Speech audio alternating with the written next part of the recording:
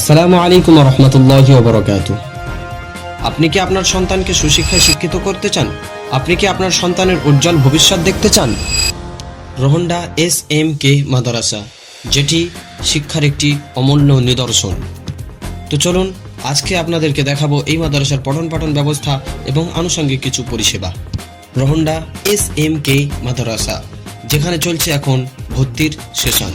সম্মানীয় দর্শকবৃন্দ, চলছে এখন রোহন্ডা সিদ্দিকিয়া মাহমুদিয়া খারিজিয়া মাদ্রাসায় ভর্তির সেশন। বর্তমানে এই মাদ্রাসায় প্রায় 250 জন ছাত্র শান্ত ও সুশৃঙ্খল পরিবেশে পড়াশোনা করছে এবং তাদের পাঠদানে নিয়োজিত রয়েছেন 11 জন সুদক্ষ অভিজ্ঞ শিক্ষক। এই মাদ্রাসায় রয়েছে পূর্ণাঙ্গ হিফজ বিভাগ। এছাড়া মাওলানা বিভাগের চাহরম ক্লাস থেকে শুরু করে নিয়ে মিশকাত জামাত পর্যন্ত নিষ্ঠার সঙ্গে যত্ন সহকারে পাঠদান করা হয়। এই মাদ্রাসার একটি গুরুত্বপূর্ণ বৈশিষ্ট্য হলো এখানে দ্বীনি শিক্ষার পাশাপাশি আধুনিক শিক্ষারও সমান গুরুত্ব দেওয়া হয়। দ্বীনি শিক্ষার মধ্যে রয়েছে কোরআন, হাদিস, ফিকহ, আরবি ভাষা ও আরবি সাহিত্যের প্রতি বিশেষ জোর।